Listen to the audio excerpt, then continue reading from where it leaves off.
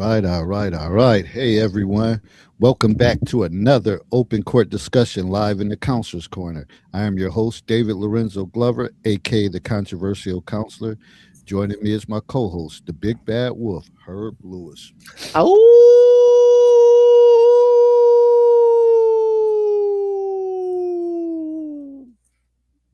Oh, that was one. Again, it must be the subject matter. Tonight, Monday, February 16th, 2026, we will be discussing the topic bouncing back, turning no into next. We will be covering a universal experience, rejection. Everybody's been rejected in some shape or form. You can lie and say, "Oh, I ain't never been rejected. Everything I want, I get." Whether in relationships, jobs, you're lying. You're a liar, uh, and that's just the end of it. If you if you disagree and you want to challenge it, you know how to get on. But you're a liar for sure if you say that. Whether it's a relationship that didn't work out, a job that slipped away, or a dream that didn't pan out, rejection hurts. But here's the thing, it's also a setup for something new. Let's dive into how to turn rejections into redirections and find opportunities hiding in the nose. What's one way you've turned rejection into a win? So we'll talk about that. So let's marinate on that question, but also don't forget to please like and share our video and make sure you let someone know who is going through rejection to please subscribe to our YouTube channel, The Controversial Counselor. 1,038 subs, 62 away from 1.1K. Stay by our side as we walk through this journey of self help. So here we are. Uh, had a day off, President's Day, whatever that is. I'll take it. In fact, I'll take any damn holiday. Call it what you want. I'll take it. uh, but nice, relaxing day. Didn't do too much.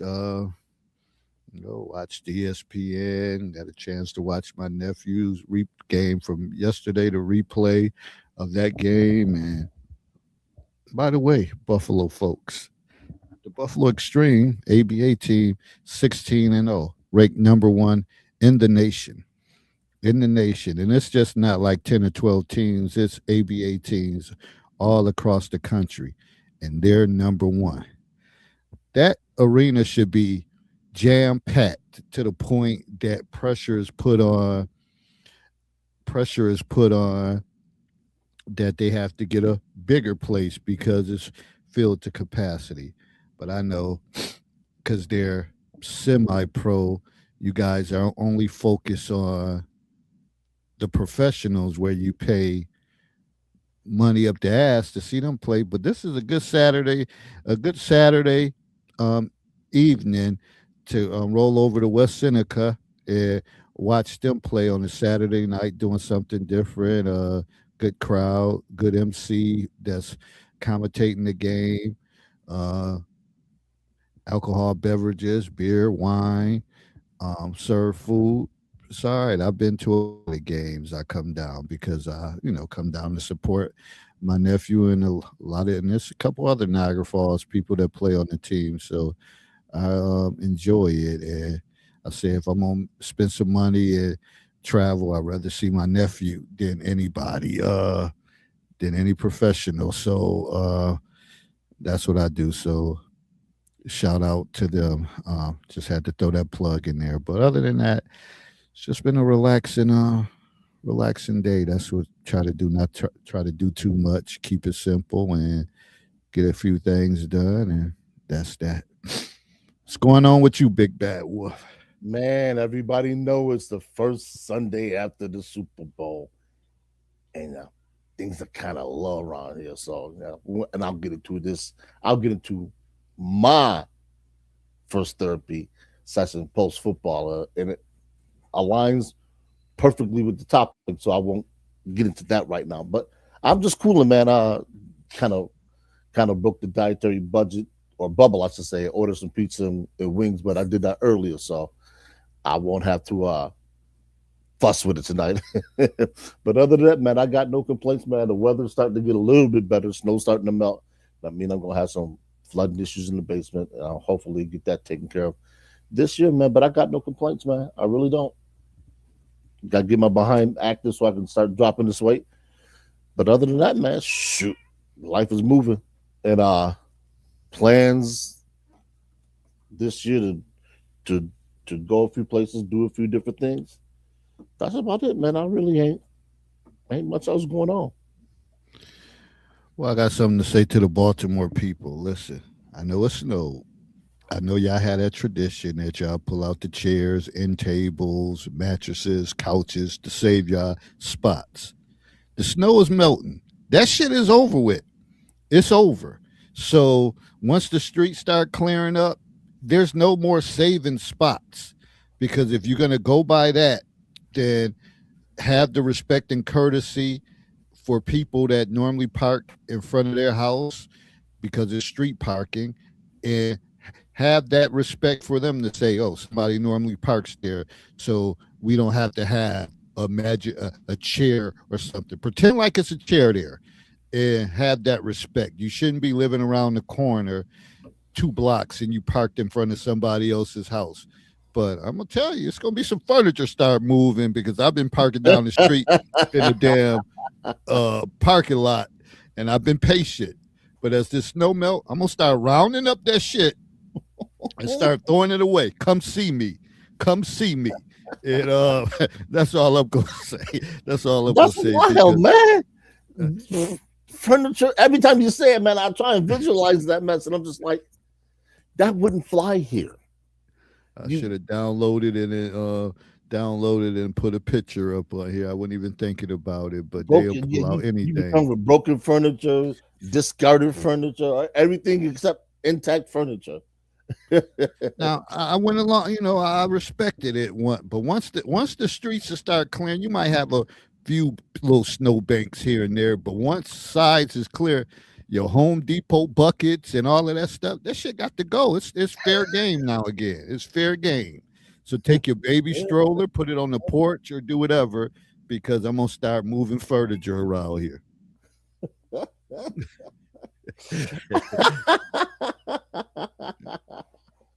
That's just wild to me, man. Every time you say it, I try to get the visual, and I'm just like, really? Well, I Really? can't put. It's too late to download, but I could probably pull up a picture because I took one and I'm like sent it to somebody. And I'm like, because these streets are freaking damn near clear, and they still think they about to play these ghetto games, whatever. Yeah, that's just wild to me. But hey, So if you can, probably can't see it. yeah, sorry, yeah, I have to turn the backlight down, the lighting down. Yeah, I can't even. I have to send it to you. I just go live one day, man, and just walk around and just stream it. That's all you got to do. It'll come out. It'll come out better then, because you're streaming it Right right to now, Facebook. right now, I'll text it to you. But it's crazy. Some of them about to be rejected when they come home and say, "Damn, what happened to my chair? What happened to my Broke up. Might be on the front porch if we get the right person. yeah?" But other than that, that's all. I got an interesting subject matter about tonight about rejection, which is it's a lot. Rejection is hard. In a lot of cases, and it depends on what it is or the situation.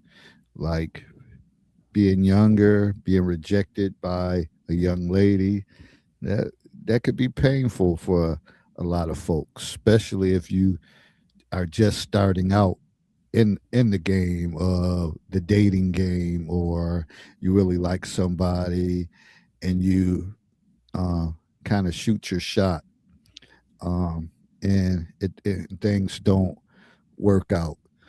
But remember, one of the things they say, when you go through that, talk to some of your people. Again, we talked about this last week. Know your personnel, who you're talking to, because sometimes they don't make it better. Mm. Like you want people to be truthful and truthful and respectful to what's going on, but you don't want someone that just use that as an opportunity to kind of just go in and make you feel worse about the situation. Sometimes you got to be hit on the head. And sometimes you got to take an L. You got to rebound from it and say, "Hey, her loss. I'm gonna come back." But when you're first starting out in the game, you don't know what you got until you start getting older, getting a little success behind you in the dating game. Then you'll say, "Hey, I'm gonna bounce back." But you better have your business in line, working, um, something, wardrobe together, hygiene together, and things of that nature to bounce back. Because if not, you'll take L after L after L, and then after a certain while, when you get older, sometimes we talk about that. You become irrelevant. Yeah. Like you might be that guy. You might be that guy back in the days, and you still living in those in the past. Like, oh, when I was 20 something, I was pulling this, pulling that. But now you're 50 something, and you can't pull shit no more. And you get rejected after rejection after rejection, and you still basing things on your star basketball years in high school. Well, it was a whole you're 50 something. So that was when you was like 16, 17. 30 some years have went by. What have you done in between time to build up your resume or build up your status that people say, you know what? I'm still fond of him. Like Yeah. I'm still fond of him. Like I know he used to play basketball. I used to like him. But damn, now he do this, he do that. Like, man, he still got it going on. So I'll stop at that point and pass the mic. I'm gonna pick right up where he left off. I was writing down some show notes. There's two columns, and I'm gonna direct this to the men because the women have their own set, which I will get into by and by. And it kind of runs very similar to what men have, but there's some adjustments in there.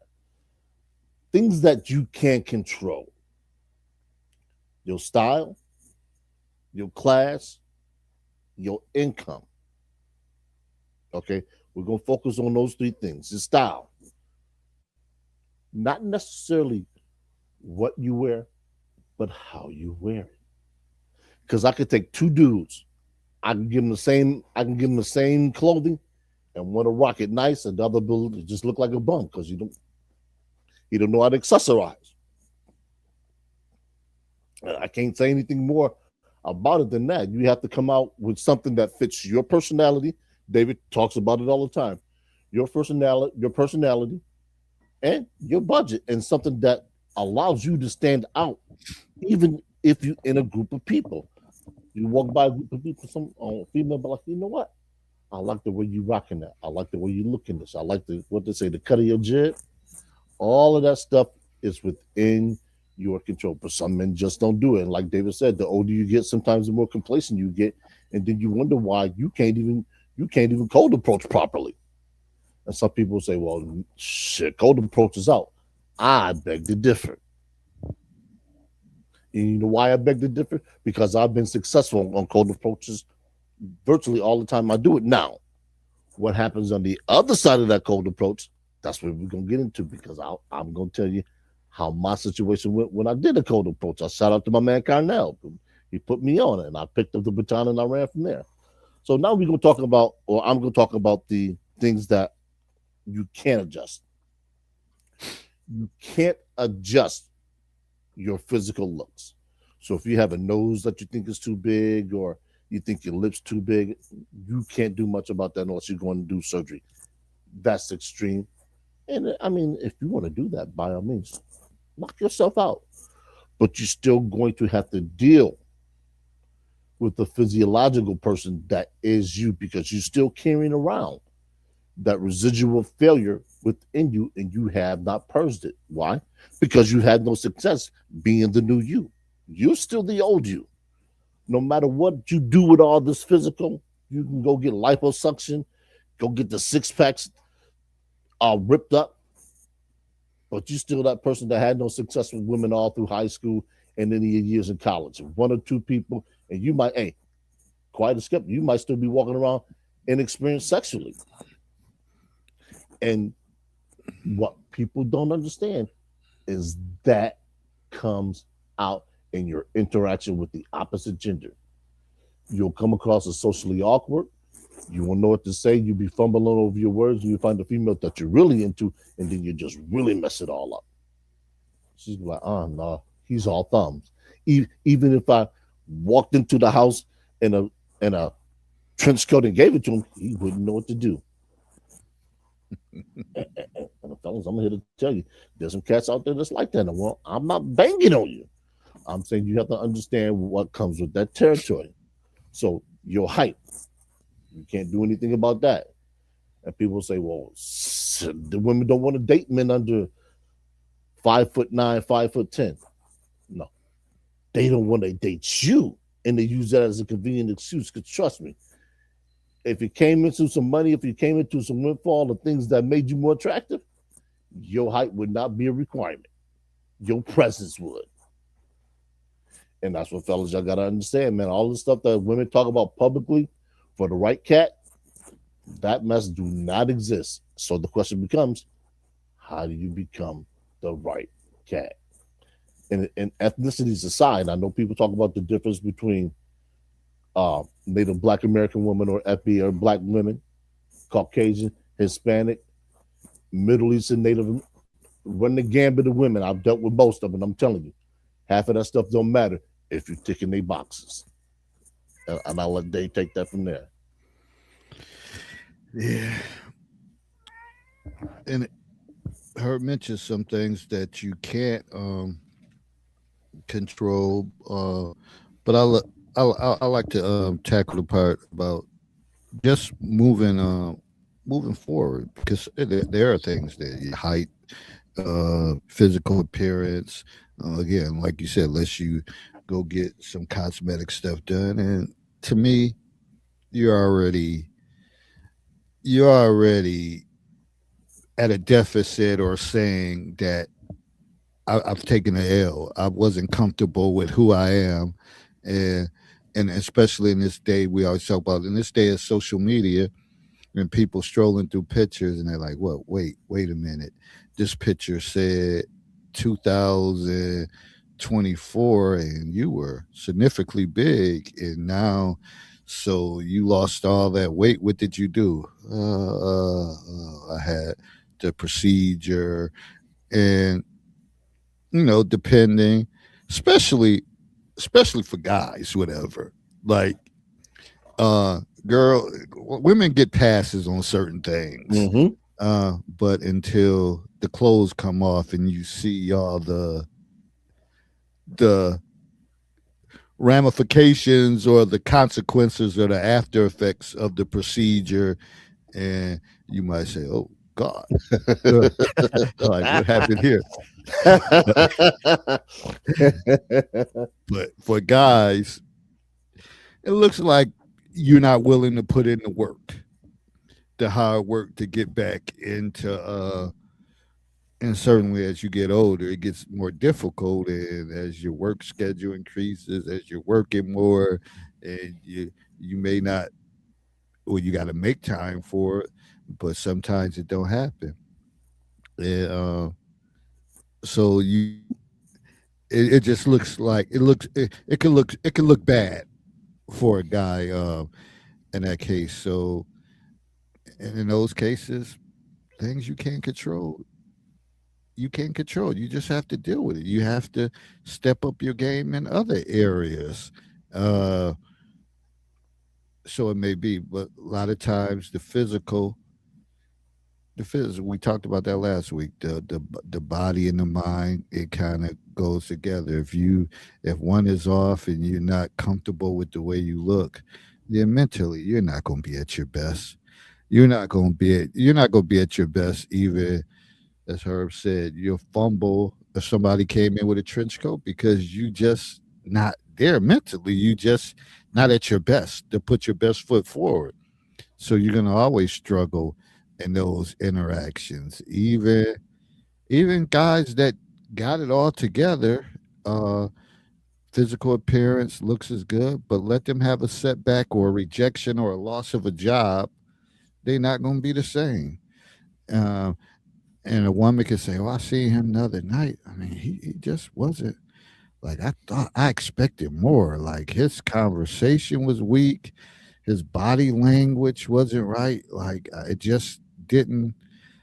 It shocked me. Whatever. Like I am no longer interested in him. I finally had the opportunity, and then the next time, a couple months later, you may be back. You may see that same person, like, and they looking like, okay, like, is he medicated or something? Like, oh, he totally different. But I'm telling you, when you're on point with everything and it's a nice balance, the sky's the limit. But for certain people, if you haven't had wins, then even though you may have other aspects together uh, in life, unless you start getting things, you still not going to be comfortable. We always use parallel to sports. Like, shoot, if you're a basketball player and you uh, in a shooting slump, you got to see the basket. So maybe a couple free throws, some layups, whatever, build confidence. So, and that's in life. Whatever you gotta see something go through. You gotta see some wins go through. Hey, when you out applying for a job, and at first you're not getting any phone calls, like damn, I done put out all these resumes, shit, it's been months. Then all of a sudden, in 1 week you get like 3 or 4 phone calls. Yeah, that's really a telltale sign like something's coming. If you start getting calls, something coming. It's up to you to secure the deal Yeah. to bring one of those jobs home. Like, okay, I got this. But for a while, a lot of times you're gonna get more rejections, no's than yes. But how do you win off those no's? And I'm gonna pass it on to her, but then we'll talk about how do you rebound from those no's and turn those into yeses or maybe and all that stuff.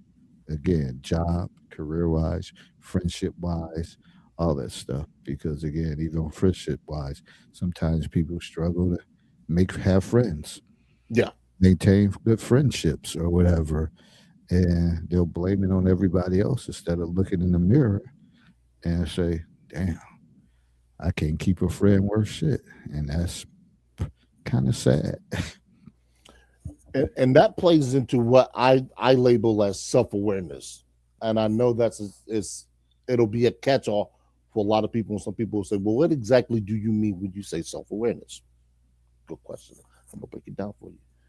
Knowing and understanding your shortcomings, and this can be from a multitude of perspectives, be it that it's a female's perspective of you, a potential employer's perspective of you, or friends. So it doesn't matter. You have to be aware. So if you go into a job interview and you're always getting rejected and you can't seem to figure out why it is, or you're not getting a job, let me not necessarily say rejected, you're not getting a job versus some other clients, you have to go look at yourself and look at your competition, because they're going to ultimately tell you what you're missing, because that's what you're up against. The competition is them, and then yourself internally. So you say to yourself, and if you can't, speak to an individual. You were declined by a company, say thank you for the interview. Close, what is it that I was lacking that you're looking for in the person that you hired? Compare yourself to that individual. I know they say comparison is the thing for joy, but you ain't got no joy. So you need to find out baseline what it is that you're coming up short on. Because I will say this, I hope that we all have that type of confidence to where we can just walk in and think we're killing the game. Newsflash. That doesn't exist for everybody. And it certainly doesn't exist in the same levels, especially after you've had a setback. So find out what it is that you are lacking. All right. Now, when you go out in social outings and you run up on a female or a group of females, are you reading their body language? Are you seeing which ones are open and potentially more receptive to you, despite what you might want? You might be targeting the nicest female in the group, and she's like, "You ain't got a chance. You may want to talk to her. Yeah, you got to read that." So you know what you do? You talk to the one that you have the opportunity to. But sleight of hand, twist of fate, you don't commit to her. And I know I'm going to say something that's going to come across as controversial. And if I did, we wouldn't be where we are. You got to use her to get what you want. Yes, I said it. I know people going, I can't believe, yes, I'm saying it. You got to use some people around you to get what you want. I always ask, what's in your toolkit?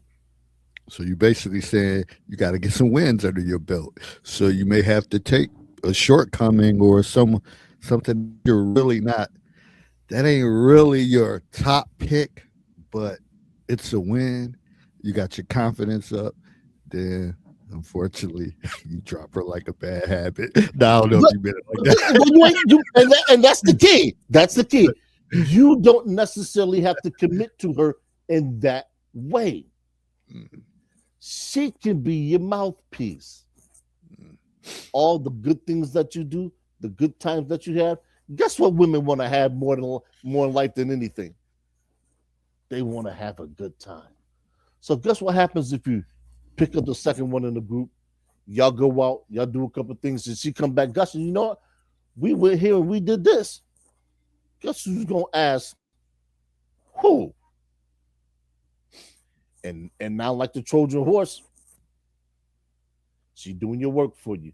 She's selling your goods in her market. And we always talking about female code.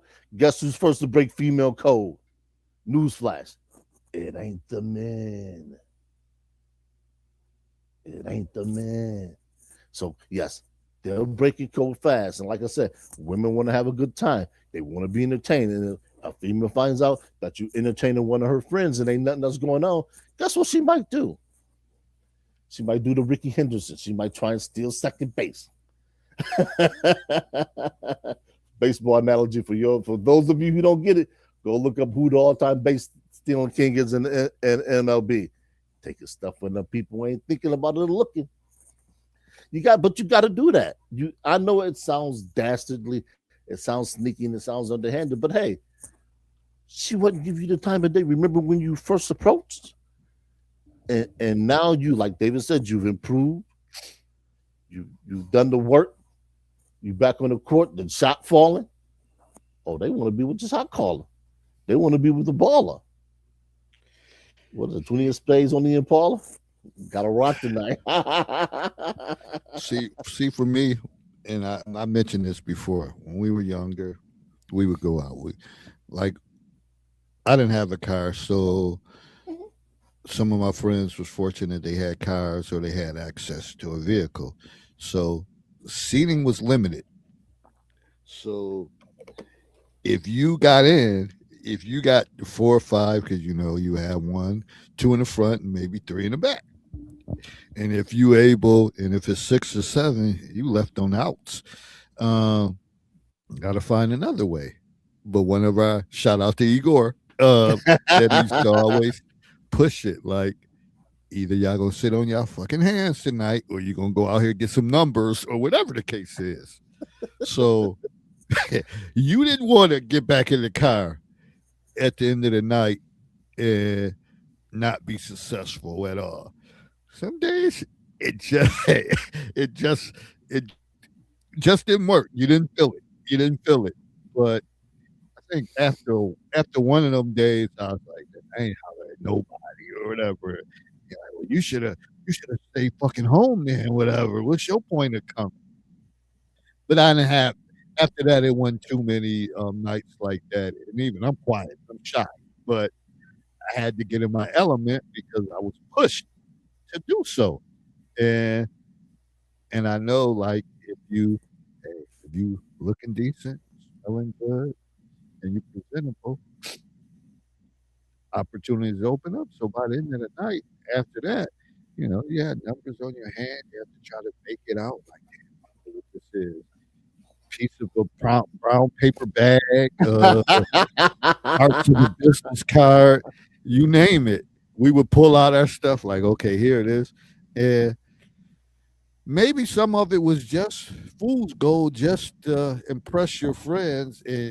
But then sometimes it was opportunity. It's like, well, this one who wrote on my number, I need to find out these ditches because I definitely want to pursue that.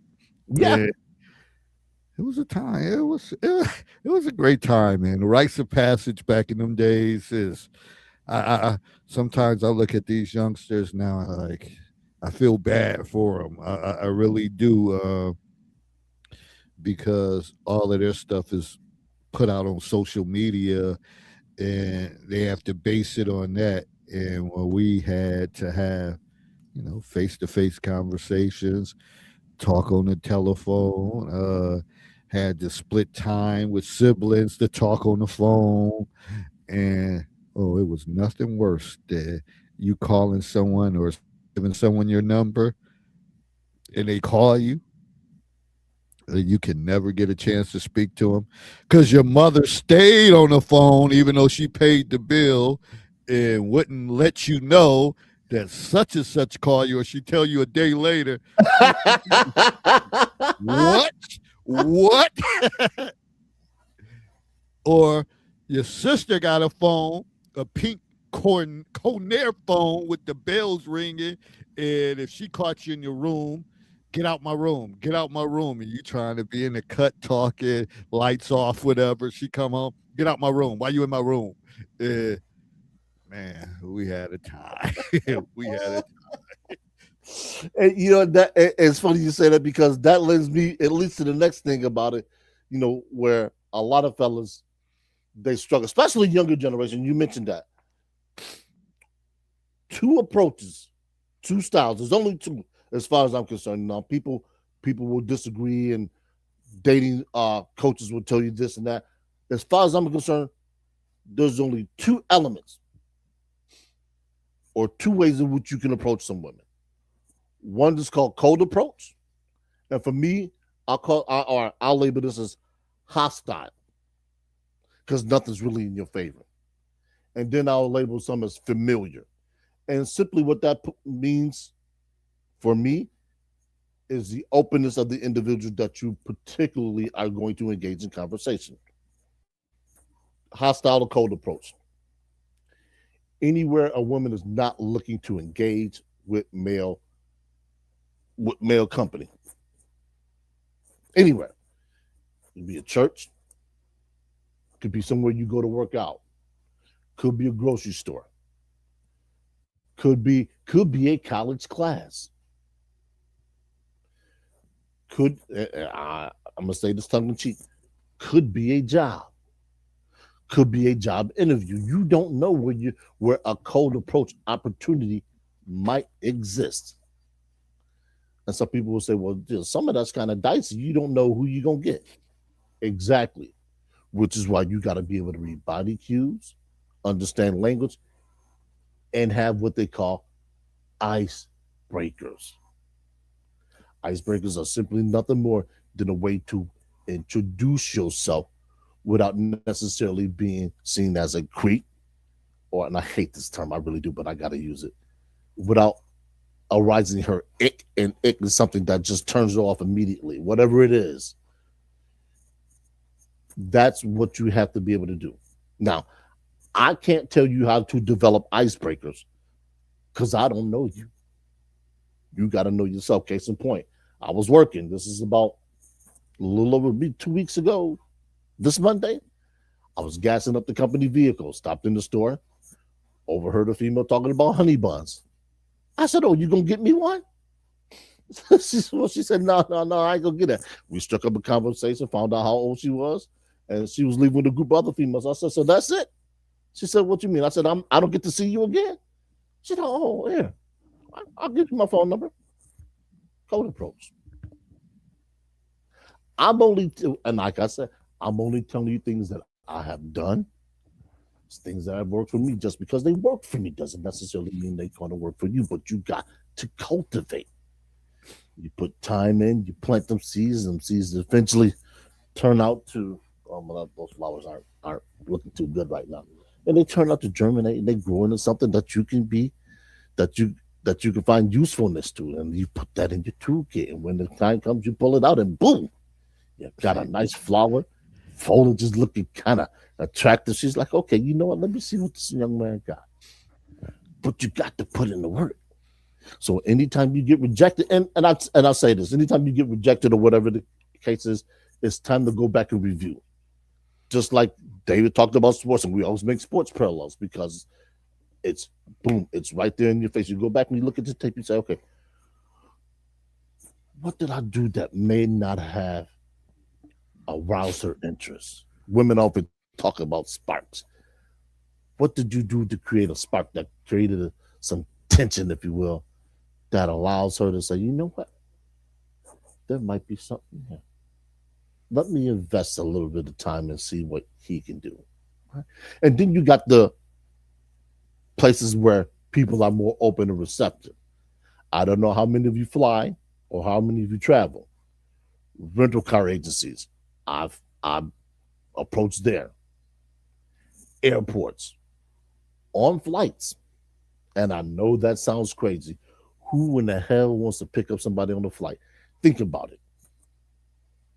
If you on a cross country flight or a flight that's 3 hours and you sit next to somebody, why not have a conversation?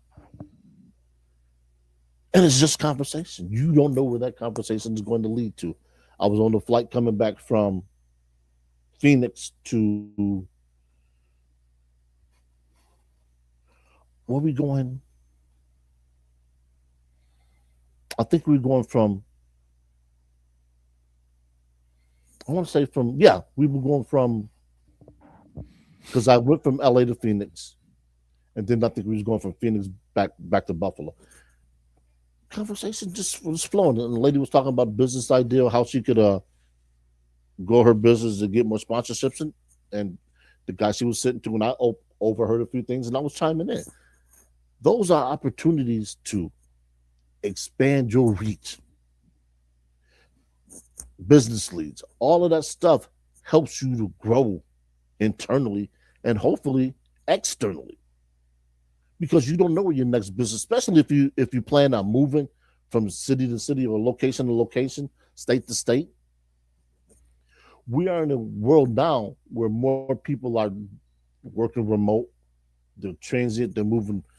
They get a college degree. They move from this location to this location because the job market is better. The economy is better there. More prospects, more options. Don't close any door that you don't have to. Leave doors open if you think it's going to help you, because some people will close doors prematurely just because they don't think anything is there.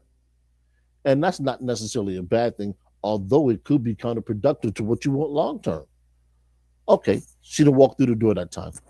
Cool. Like I said, go develop yourself. Go improve your standing. Come back around 3 or 4 years. She may peek in that door and say, oh, wow.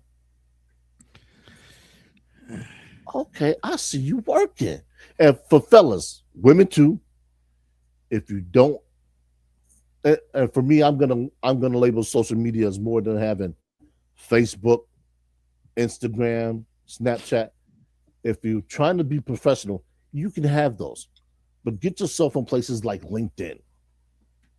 That way you can really, really network and you can hone in. I know there's other ones out there. LinkedIn is the only one that I'm on officially as a business entity, but do that stuff. Don't limit your exposure, because the more you limit your exposure, you decreases your chances of running into something or someone that could be a benefit to you. So I got to go back to the point, and I don't know why all of a sudden I can't get hooked up with my Facebook profile, so you don't see nobody from Facebook coming on anymore. I don't know what happened with that. Facebook has been tough lately. Yeah, I've had the same thing. So I'm annoyed by that. But this is Greg Hooper Hopper, your boy Greg, his favorite Right, okay. line that I said before when we talk about pickup lines. was at a happy hour, and it was during them days when Minister Society was out or something, and I've told this story before, and it was this Filipino chick from, I think she lived in Toronto or somewhere, but we was at the happy hour, and I used uh the Minister Society line on her. She was in the vending machine, and came out. I was feeling a little nice, and I said, "Damn, I would love to take care of that body." And she was like, "Excuse me?" And then she's like, "What did you say?" Then I said, "I'd love to take care of that body." So somehow, even then, maybe I was on point. Maybe if it was somebody else, she would have cussed out or shut him off, whatever. But she was receptive, gave me her number, and we swapped numbers. And she ended up calling me the next day and like, "Okay, I'm still in town. I want you to come out and meet me out." And I shared this before, and I had never really been out by myself because back in them days, you always roll with your crew, your homies. Like we wasn't at that point that you could go sit at a bar and just be by yourself and like unwind and having a drink and having people flock next by you, whatever. I wasn't at that stage, so I was still uncomfortable. And my main partner, shout out to Hoink, he had to work, and he was like, "Man, I had just took off some days. I'll roll with you."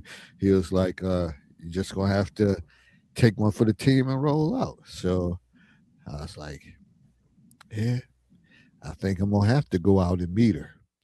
And I decided to do it. And sure enough, she was there. And we had a good evening. That's all I'm gonna leave it at that. We had a good evening. The problem is that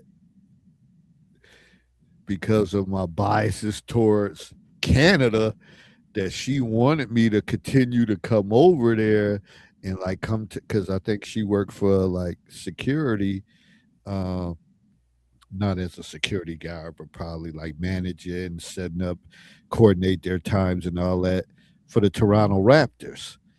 So I had an end that I could have went to all those games, and I just was stubborn and just like, nah, I ain't messing with it.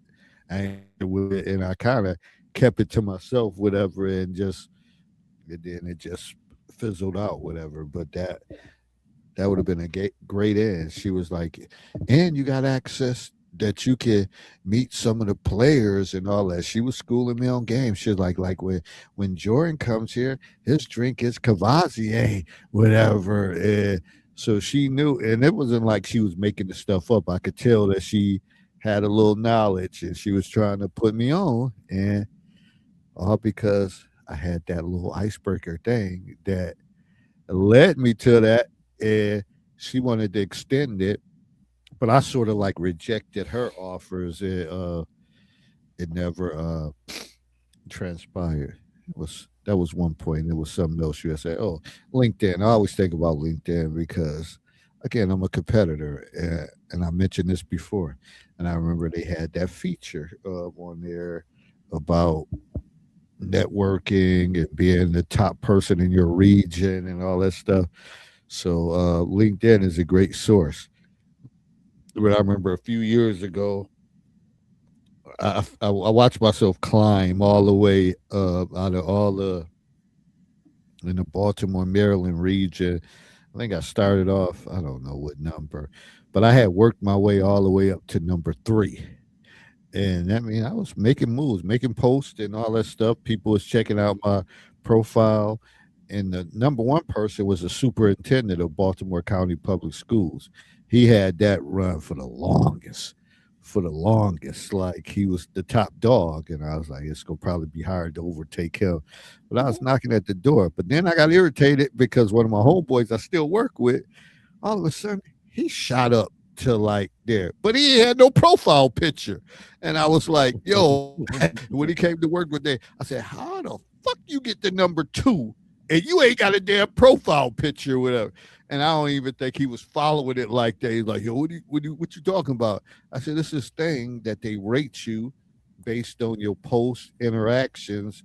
And I was like, your ass shot up to number 2, and you ain't had no damn picture.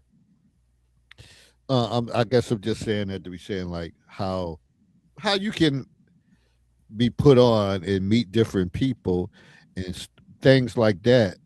If people viewing you, it's an opportunity to network and all that stuff because the same 7 or 8 thousand people that was in that cluster, they're watching it as well, and then they're saying like, "Damn, who is this person climbing like that?" So probably was an opportunity to network. I don't think at the time I was looking to go anywhere job wise, but certainly when you rise from 30 or 40 to like number 2 or 3, there's going to be people looking at you for job opportunities and stuff. I wish they would bring that feature back because that's the type of stuff that drives me. It's the competitive nature. So again, a part of the rejection thing, and I know Herb had mentioned about got to go back to the lab and kind of figure things out, figure out what worked, and but you also have to allow your self time to process Yeah. uh, what went wrong in that situation. Uh, where did you fail yourself? Whether if it's a intimate relationship, yeah, maybe I could have took her out more, or maybe I shouldn't have been so involved in sports. Maybe I should have been open to some of her ideas, and able to do different things like go to museums and do it's things you have to look at. So in the next relationship, you'll say, you go, "Oh, you know what? I'm open, I'm game, or whatever." But a lot of times, what stops people is the pressures of their day to day jobs. Once you get autonomy from a job and you can kind of do what you want to do, then I think people be more open to anything. Like, hey, let's do it. Shit, I ain't got to worry. I ain't worried about it. Uh, and that's to the point where I want to get and I need to get at 55, going on 56. I no longer I just can't subject to, and it's crazy how all of this stuff work, and it ties into rejection. And I always say to people, and I think I mentioned it last week, be careful when you transfer from state to state or you move as jobs and you got pensions and retirements and stuff Yeah. like that, because it's important to hey, when if you 53, 54, and you can get out at a job and you can retire, that's good living. Mhm. That's good living after that. And you still have the ability and good health to make other money elsewhere. And you're like, okay, I got my pension coming here, but I'm still going, do consulting work or do something different here and make money and dictate my own schedule. That's how you really want to get. You want to get to that point. And so I'm kind of battling that, whatever. But I'm gonna get what I want to get eventually. Once I get bullheaded and get in my Gemini mode and get stubborn and say, this is what I'm gonna do, then then you have to do it. So but freedom frees up a lot of things, even in relationship wise.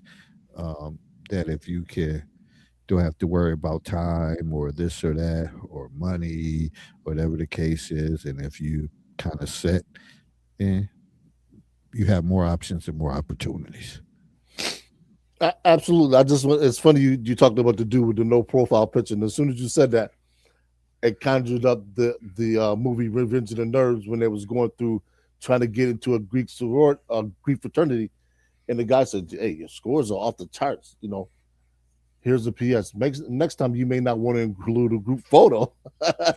So people, in the absence of an image, it allows people to craft the image of the individual that they're looking for. It's just that simple. This is not a shot of day. This is just to say how people can create an illusion of success in their mind about something or someone else, and they can chase it. People talk about mysteriousness, and that is an aura of what makes some men more attractive to women is they don't know anything about you. They've heard about this, they've heard about that. They want to find out firsthand if the talk matches up to if the actions match up to the talk and the hype. You're at the crossroads. What do you do? And to what David said about his Gemini mode, I had something I wrote down. Your CPU, the central processing unit, where is it at when you step out? Is it in mode one? Shout out to Alan Roger Curry. I borrowed the term, but I'm using it a slightly different way. Or is it mode X? You don't know what's going on today. You just woke up. Yeah, the sun is shining, the birds are chirping, but you don't feel it. That's when you're in chaos. If you wake up and you in mode one, like David said, you're in that Gemini mode, and you're going out and you looking at crackheads, you're good because nothing's going to stop you. It may temporarily derail you. You're gonna go back. You're gonna diagnose. You're gonna reassess. You're gonna retool, and you back out there. Nothing really ever stops you. It just says, okay, you know, this is a slight delay to my goals. I pulled the hamstring. Okay, let's go back, get the hamstring right, get back to practice. I'm gonna be ready for the next one that comes along. Or are you the type of person when you do get bumped up and nicked up, you stay on the sideline for months on end, and next thing you know, somebody else is shot by you. You say, wait a minute, damn, I was 6 slots ahead of you. How'd you get by me that quickly? They said, look, I don't stand on the sidelines for too long. I go get healed, find out what I need to improve on, and I'm back in the game. What did Michael Jordan say? I think it was his rookie year where he broke his foot. And they said, no, we wanted to rest. He said, no, put me back in. I don't care if it's 10 games. I want to play. You got some people that's born to play. You got some people that once they lock, they load it. And they don't stop playing until the proverbial magazine is empty. Ain't no more rounds to expend.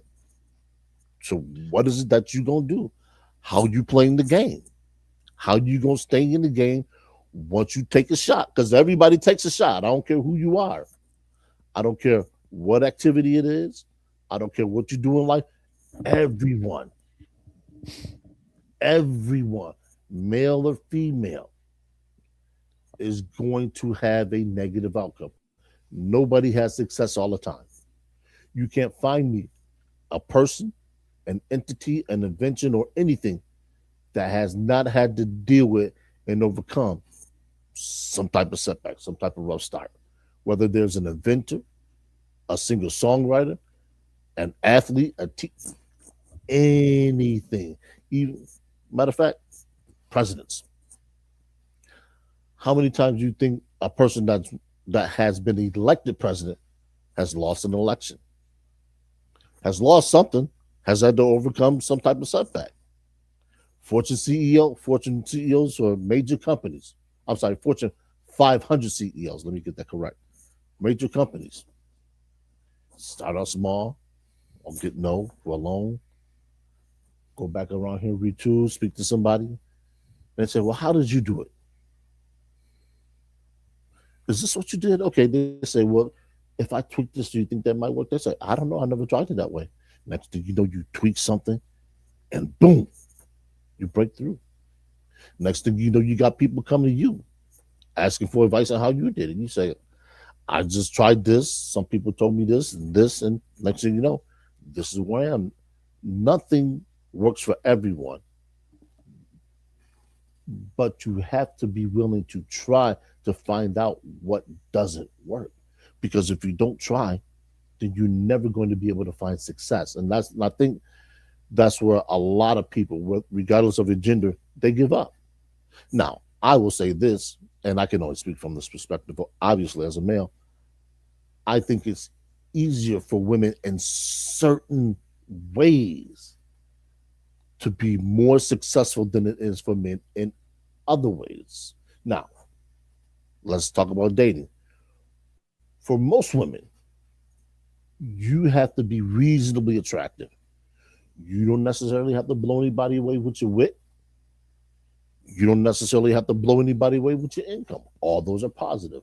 Let me not understate that. But the average man, at least our age, we're not looking for women to come in and carry us financially. If that man is about something, he's doing all that himself. That's a matter of fact. I'll get into the situation I had when my therapy session. Everybody knows how I talk about post football. My therapy session. I'm gonna get into that for a little bit, so I'm gonna be extended. You know, let's do what I'm about to say. When she dropped me off at home, yes, she dropped me off at home. She's well aware I didn't have a car. Paid for the date. We went out, got a bite to eat, went to the movies. I covered the cost of all that. So when I talk about those type of things, I'm letting you know I'm real with it. Okay. She said, well, there's nothing wrong with you. You know, at your age, you got your home, you got this, you got this. You would be the ideal mate for somebody because they don't have to take care of you. So when we talk about these things, this is what we mean. If you're the type of man or you're the type of potential mate for a woman, she's looking at all that stuff, especially if she's post-divorce, got kids. She's looking at, am I picking up somebody or someone that can be an asset to me? Or is it going to be a liability? And if you got more boxes checked in the asset column than you do the liability, your stock goes up. If you don't, your stock goes down. So the men out there who can't cook well, who got to be told how to clean your house according to her standards, you may want to listen. Just listen. Now, I'm not saying you have to do anything to another person's standards. However, if your standards are at such a level that when you talk about it, people look at you as OCD, then you know what? You're probably doing the right thing because that means they can't poke nothing. They can't poke holes in your game. Your game's solid. You're a block of cheddar. They looking for Swiss cheese. Say, huh? You got the wrong kind of cheese. I'm not for you. And you have to be willing to accept that you are not for every woman. So some women will say, well, if you did this better, you did this better, I like you better. That's the number one thing that a lot of men get wrong is they change who they are at their core to gain the approval of somebody who may not really like you like that, who may not really like them like that. Keep your standards, keep who you are, and keep, as I say, keep matriculating the ball up the field. You're going to find a woman that's going to like you for you, who's not going to want you to change. Because I talk about football all the time, and a lot of women say, I can't date a man like that. Well, my football's going somewhere. I'm still watching football. I'm going to watch football from now until the day that either I die or I can't watch football anymore. I don't know what's going to come first, but when September rolls around and that fourth preseason game kickoff and they make the final cuts, don't call me. Don't text. Don't make any plans. And if it ruffles your feathers, you're not the woman for me. 10 toes down on it. 287 pounds on it. I got 5 on it. I got some pineapple and grilled chicken. I got wings. I got my life on it. I ain't changing. And that's it, fellas. I'm gonna tell you now, when you about your shit and your shit's right, ain't gonna matter what she say. You are category 5 hurricane and she coming through in a wood house. Nothing she says is gonna bother or deter you. Be you. But when you be you, be authentically be you, because if you bullshitting, she's gonna be able to call you out and you ain't gonna be able to stand on it. Why? Because you got nothing to show for it. Anybody can go out and get a car. But can you go out and maintain a home? Can you go out and support a family living your lifestyle? And if you can't, and that's what you want, you got to readjust. Me, I'm only supporting me and 2 cats. Guess what? I'm good.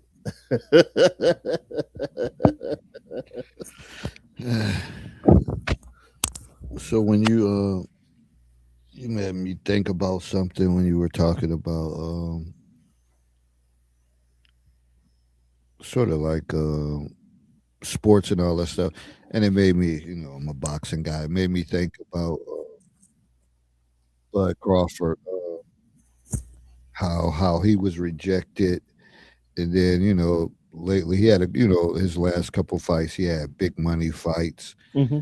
but he now they throwing it out there. Oh, Canelo wants a rematch for 100 million, Yeah. and he was saying that he he just beat Canelo in September. I think he probably made over 100 million, but his net pay he started up with was 50 million, and then with pay per view and all that stuff, it ended up being more.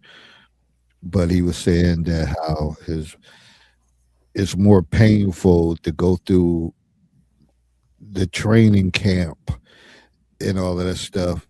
It takes more toll on his body than the Hmm. actual fight. Eh, like he was like, it's nothing that would make him come back. It's not worth it. And I'm like, damn, like it must be nice to have options like that you can turn down $100 million, and all you got to do is go through that grind for 6, 7, 8 weeks. But that's somebody that's emotionally and financially secure at where they stand as far as their money, that they don't have to do it. And I understand the thing, and it's nothing on that level. But I always think about me playing basketball on Sundays. That I mentioned this before. I said I'm afraid to go back out there, so I haven't even went and even seen the guys. As far as they know, I'm probably they might think I'm dead because they haven't. No, seriously, because I think it was over spring winter break, and I never came back because I had all these nagging injuries, and I never showed back up. And it's been about going on 2 years, and I keep saying that I'm going to pop in on a Sunday just to let them know that because I played 7, 8, 9 years on Sundays with them, but I was afraid. Like I like my body, like your body is everything, and I haven't been on my workout regimen or anything. Certainly, I feel like I get a lot at the master school at man, but that's not enough. But I certainly walk up and down stairs and all over there all day long. But it's not what I need. But to get back on that court, well, when the last time I was on there, I was probably in my early 50s, whatever. But the pain that you have to go through after playing a couple hours that could end up being a week's worth of pain, you say, nah. So I was like, yeah, I don't even want to, I don't even want to go in that gym to see them because I may be triggered to say, yo, I can lace it up and do it. And I can't. So I have to reject that notion and give that up because sometimes we have to reject things Yeah. and not be always be rejected. Sometimes we have to reject things that we love or are passionate about, even in relationships. And Yeah. maybe a woman that just like, oh man, I need her. I want her. But it's toxic and it's painful. And you have to find a way to reject it and get back on track and say, I can't even go down this road no more. It's just trouble. It's just trouble. And how do you handle it? Well, again, you have to process things, reframe it. Uh, Again, focus on what you can control. And certainly, certain things you have control over. You have a choice. But then sometimes people get weak and fall victim, and they leave choices into other people's hands. And that's when you become powerless. So you have to put all that in perspective. Again, like Herb mentioned, you might have to have those friends that get on your case, they get in your ass, and you're like, I share a lot with them. I don't want to hear their mouths, but you gotta have some people like that in your corner. Hmm. Uh, Some people don't. Some people find ways to work their way around it, but it's good to have a well balanced team around you because certainly we deal with a lot of rejections, but some things we have to reject that we know that's not good for us. So think about that in that aspect too about rejection. And I'm going to kind of bring this back to a beginning so people understand just how you actually get into certain situations that start out well, but they terminate before you actually really think things have started. Acquisitions are probably the hardest thing for most men to endure when looking for a prospective mate. And I'll use my therapy from yesterday as an example. I've been poking around Facebook and I see this image. Kind of cute. I see we have a common friend, so I shoot a message to my friend. My friend says, "Yo, she good people." All right. Shout out to Saria. Saria says she always uses feelers and she puts them out there. Shout out to Anetta, not Anita, Anetta, where she says she uses um she would use a private detective. So you got to be your own private detective. You got to put feelers out to see exactly what it is that you're dealing with. So you kind of tip the angle in your favor, so things come to you without a whole lot of effort. So I sent the female friends requests and chit chat back and forth through instant messenger. I get a number and we chit chat. We chit chatted for about a month and a half before football season ended. And like I said yesterday, we went out and I said, well, we have to find out what kind of things you can eat, that doesn't irritate the stomach. And she said, "Are you busy?" No, she called me and said, she didn't feel a spark. I said, "All right, cool." I said, "I appreciate the candor and the seriousness." She said, "You're a good guy and everything." She said, "Just no spark." Cool, absolutely cool. You know why? Because I know two things. Even at my weight, I'm not repulsive to women. Something I want you fellas to understand. Now, even if I had changed my weight, guess what? The outcome with her would not have changed. It still wouldn't have ingratiated the spark. Okay, that's number one, or number one and two, about being who you are, being authentic. So when you put that out there, guess what? Now you have somebody who can vouch for you. So somebody she might know might see my profile picture or see something about me or have an encounter. They'll message her and they'll say, what do you know about this individual? And they'll say, you know what? Him and I went out. It's cool time. We just didn't have any sparks. They ask you think he's a worthwhile person? Go ahead, give him a call or message him or whatever the case is. This is how you build your rapport. So everything that doesn't end well doesn't have to necessarily be a setback. I could pick up the phone right now. Well, she's probably asleep right now, but I could pick up the phone and have a conversation with this female. And those are the type of endings, if you will, that you want to have.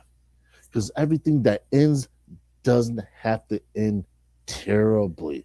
It doesn't have to be a catastrophic collapse. It doesn't have to be, I can't stand this bitch anymore. Oh, I hate this dude. He ain't shit. All he wanted was some panties. You can avoid a lot of that stuff, and I always say this, and I'll reiterate it. Take sex off the table. It allows you to think clearly. It doesn't convolute and pollute your ability to see and deduce things. And her and I have talked about this, and we talked about that when we were sitting at the table eating. I was telling people, I said, no, that doesn't make the individuals who actually engage in sex on a first date bad. No. Because if it was going to end, it was going to end anyway. Sex doesn't change the ending date of a relationship. If a marriage is bad, a marriage is bad. If a relationship is bad, it's bad. It doesn't matter how good the sex is.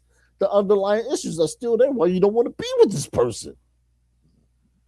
So pick up your pennies and go play somewhere else. Go put your pennies somewhere else. And this is what people got to understand. Everything is like the song "Closing Time" by Semisonic, I think that was. Um, yeah, "Closing Time." If you've never heard the song, go listen to the song. The end of the song is every new beginning comes from some other's beginnings end. And I wholeheartedly believe that. Because unless you're a person that is a serial dater or you believe in bigamy, usually you're only dealing with one male at a time, or one male at a time, or one job at a time, unless you have two jobs. And if you have two jobs, keep rocking. I understand the grind. Got to get that money. But a lot of people, they put themselves in a position to where they can't succeed. That's why I said they put themselves into positions where they can't succeed. Why? Because they don't know what success looks like. You tell them to go replicate the last thing they did that they were successful, and they look at you like, uh, I've never had success at anything. What? What do you mean you've never had success at anything? How did you make it this far in life and you haven't been successful at anything? Well, I mean, I haven't been successful with girls. Do you have female coworkers? Yes. Do you speak to them? Yes. About what? About work related stuff. So every time you speak to one of your female coworkers is about work related stuff, you don't hear anything that they talk about and chime in. Man, I'm too scared. Too scared of what? Sexual harassment. Oh, you're too far off to the left. Come back with us normal mortal people and have just regular, cogent, harmless conversations. That's how you develop. You do that in the third, fourth, fifth grade. Valentine's Day just went by. The little candy hearts. Will you be my Valentine? Do you like me? I know we in our days we used to pass notes. Do you like me? Check yes. You don't like me? Check no. All those things that for us were harmless, they don't do anymore. So they don't have the repertoire, and it's unfortunate. So you got a group of Gen Zs and younger, they don't know, and nobody's teaching them, and they suffer. And that's the thing that you even think about that, whatever. That probably was the first interaction of teaching kids how to like someone appropriate, but they removed all that shit that these kids they don't have fun like that. School is not fun anymore, and it should be. Anything you should be passionate about, enjoy. You should have a balance. And I don't know, man.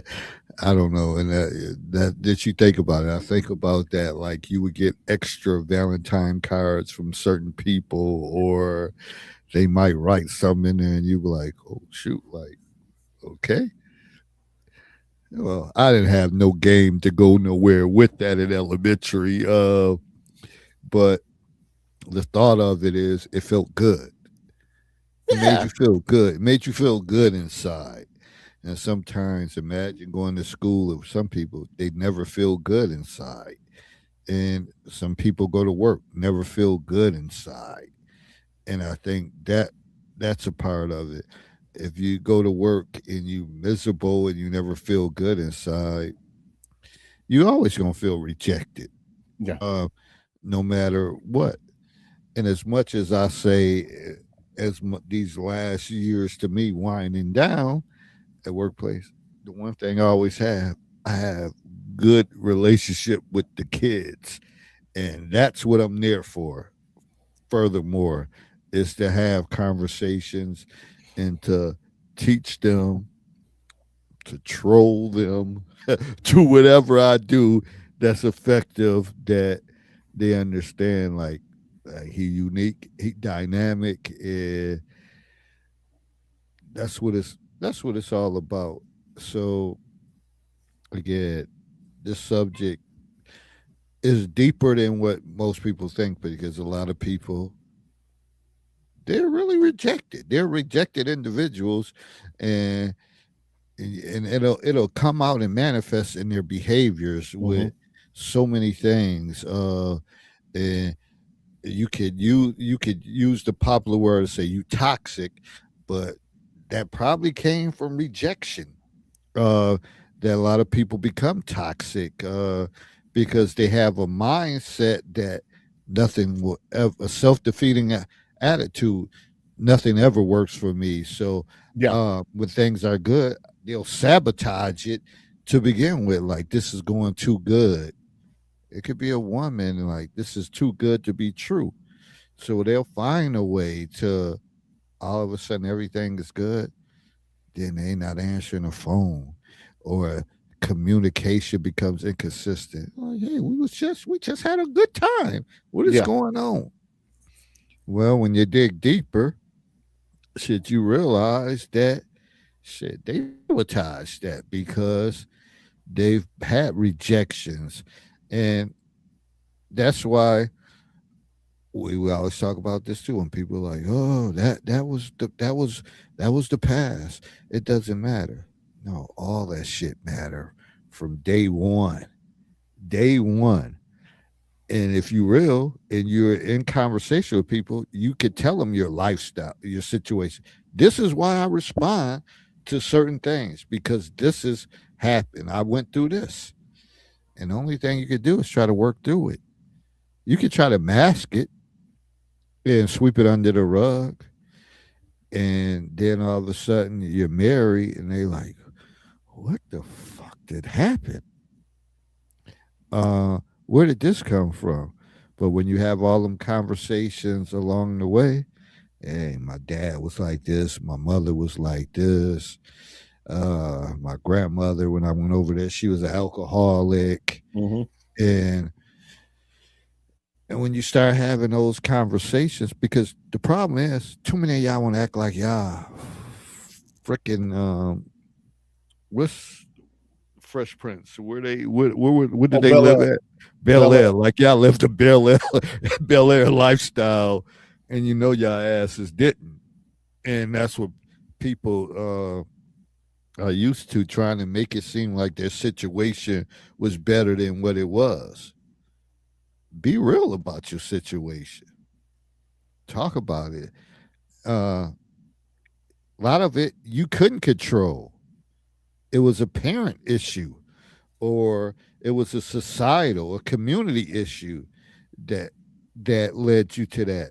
But as we grow and prosper, we try to get better to for our children or the next generation to be better. A lot of y'all still want to like hide stuff and pretend and chase that silver bullet, but you're not being clear and open on the things that shit you felt rejected about. Again, rejection is hurtful, but it's how you deal with it. Again, one of the things, take small steps, break down small steps into more manageable tasks. You got to break this stuff down in relationships, job wise. You got to figure out, like, damn, why didn't this work out for me? Why did I have to end up here? I could certainly tell you, uh, I shared it before. Some of the things I went through to even become a school counselor. Uh, the rejections and the interviews I had that was supposedly been promising, but didn't pan out. But I never gave up.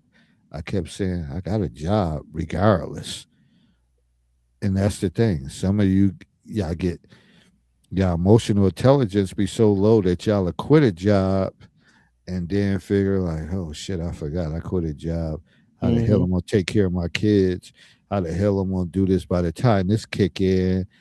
I don't do. Well, you just figure things out. You know it ain't right. Then you start building your connections. Start applying. You network, and you might have friends that say, "Oh, they're hiring here. I put in the word for you that you can step right out of there and walk right into a job, and you won't miss a beat." But no, so you gotta be aware of that. Uh, Certainly, things are frustrating that sometimes you want to walk away from certain things, but you got to be able to study it and make calculated moves and based on rejection. It's success for a lot of people is fleeting, whether it's success professionally, romantically, or just in life. I mean, you can take a set of twins and you can give them the same kind of education, the same kind of home upbringing, same love both parents, and they both can turn out so different. It's because the intrinsic values that each one has, the intrinsic drive that each one has to succeed. And it doesn't really get much more simpler than that. So what sets one apart and what keeps the other one from achieving often is the difference between somebody who finishes first place in the 100 meters, 100-meter dash, and somebody who finishes in second place. It wasn't meant to be. So what do you do if something that you covet, something that you want, isn't meant to be? Think about that. Some people will say, well, why would my God not want me to succeed? I can't answer that question for you. One, I'm not religious to that extent, and two, I don't believe that any unseen entity wants you to fail. Now, understand what failure means. Failure doesn't mean you have not achieved. Failure means that the level that you set for you to be successful as you want, you didn't meet. That's not a bad thing. That means your goals are lofty. Barkley wanted to be the best basketball player in the world. Guess what he said one day when he finally had to acquiesce to who was the better basketball player?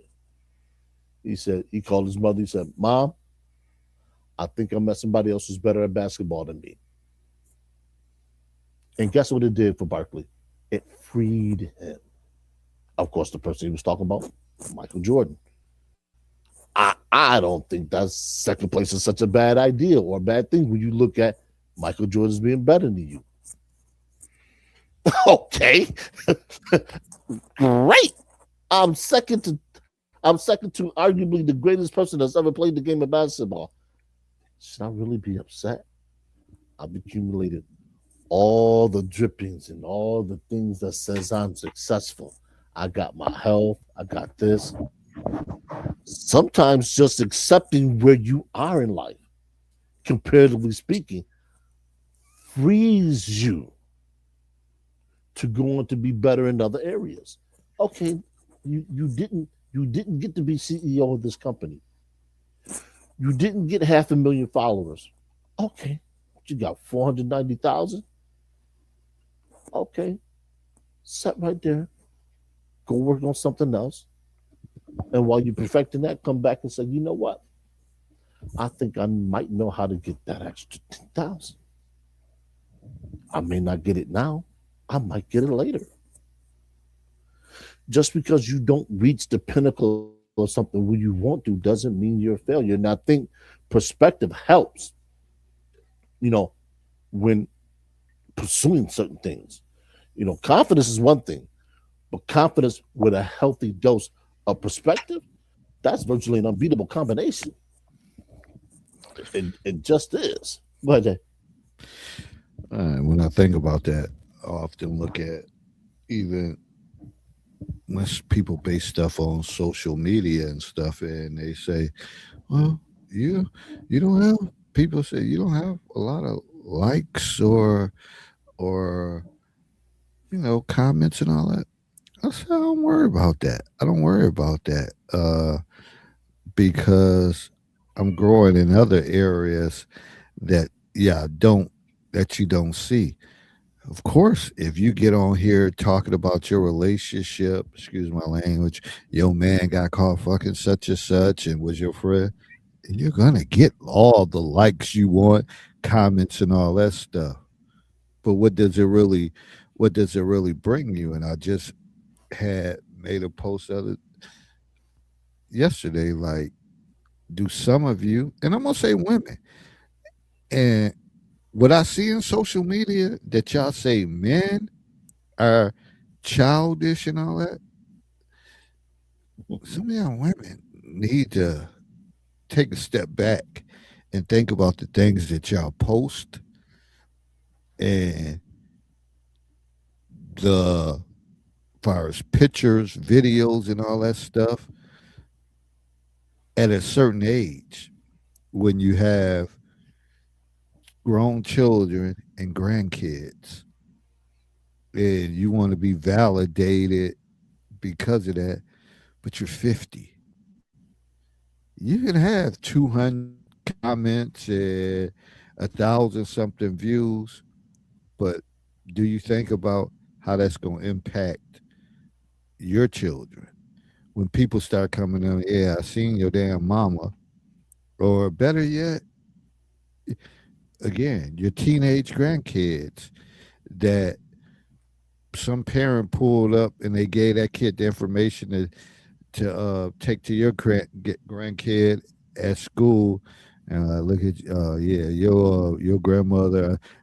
We see the video of your grandmother twerking, whatever, whole ass and all that stuff.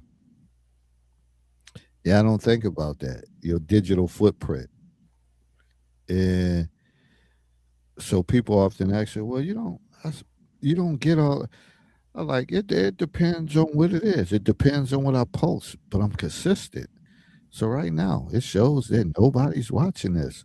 But I know that when I make clips and all that stuff, people are going to look at it or they're going to go back and look at it. I don't care about that.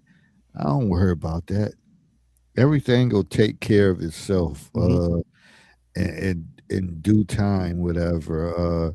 Yeah, there's always going to be people that flourish when they come on. They're going to have hundreds of people and all that. And remember, I can't say everything I want to say right now uh, because of the nature of my job.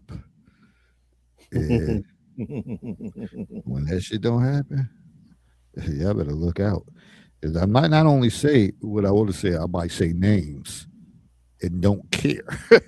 But that's that's a subject that I'm just well, I've been building upon that, but I don't worry about that stuff. The numbers is growing.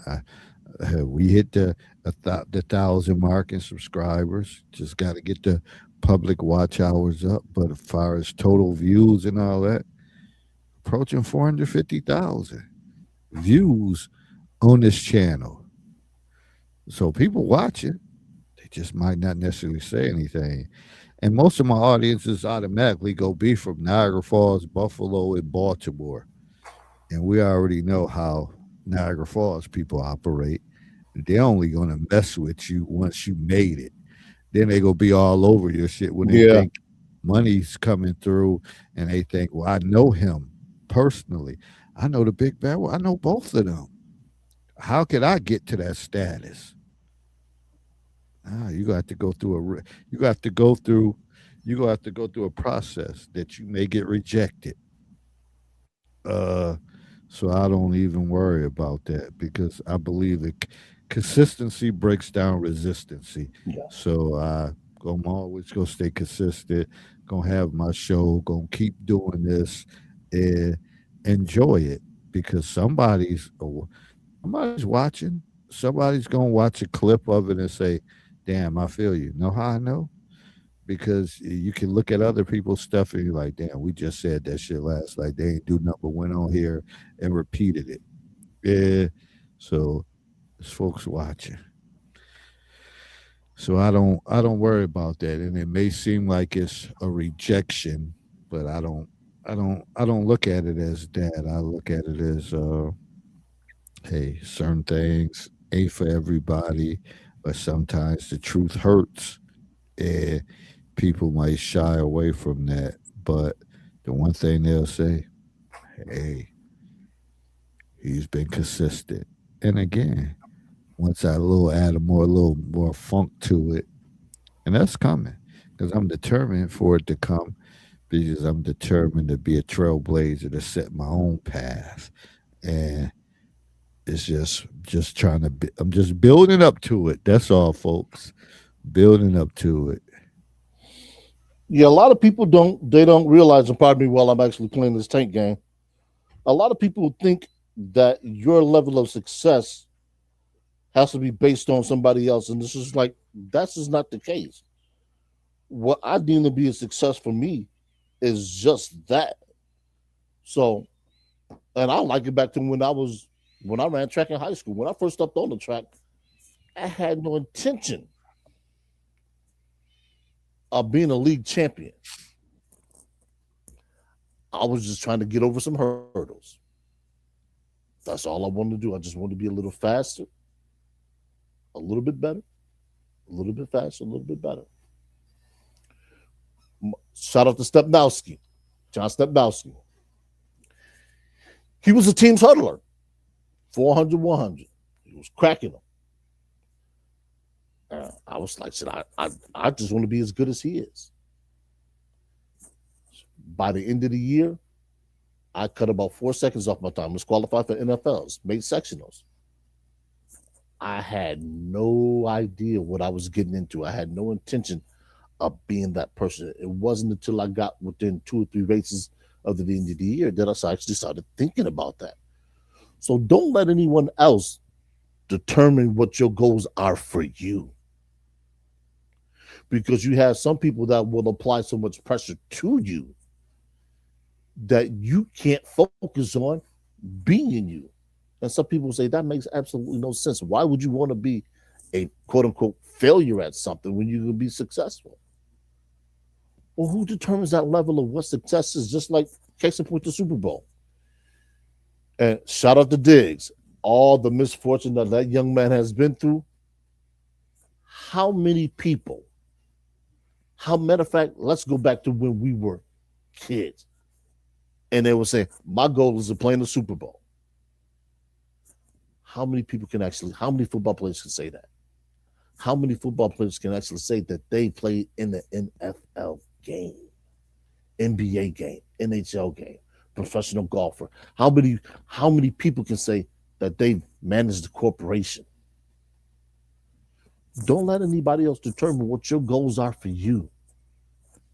You set your goals. You meet your goals in your own time. So your goals might say, you know what? 2 or 3 failed relationships, that's a success for me. You know why? Because I've never been able to get into a relationship. I've never been able to sustain being alone with somebody of the opposite gender. So for me, 6 months, oh, that's a goal.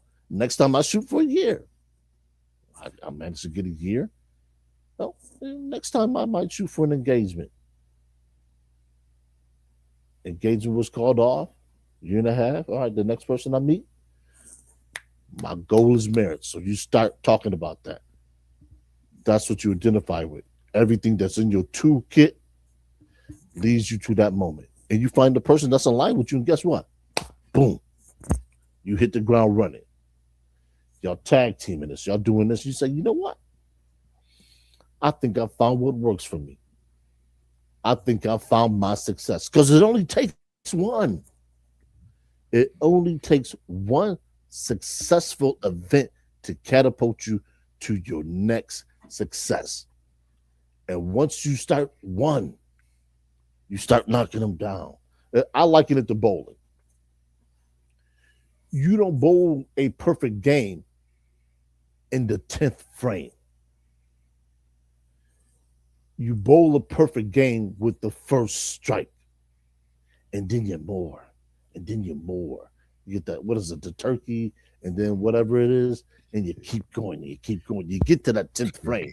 3 and strikes. you're sitting there. You're sitting there, boom. Boom, and you come through with the last ball. Bang, you got him. 300.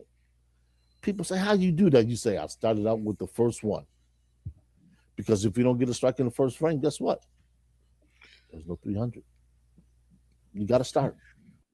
Don't let nobody determine what is successful to you. Got to get wins. Got to get W's. You got to get that under your belt. And again, if we go back, and if you're not successful in the relationship business, your first date, you got to get that under your belt. And again, I always like to tell stories, and I remember, and I think about it, and it was just crazy that years ago, and I was at the bookstore. I used to go there to write papers and just reflect and write stuff down. And the guy said, "Man, I'm pretty much done." He said, "I'm 55 years old. Nobody's going to want me." And now here today, I'm 55. I can't say that.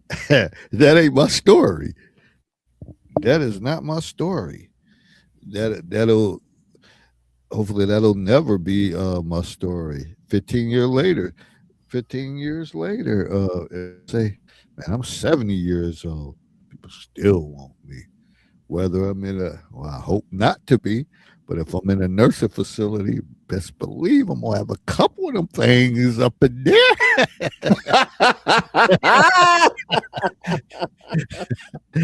Excuse me, I know I'm bad. I'm being bad. I'm being bad. Don't mind me. But no, seriously, like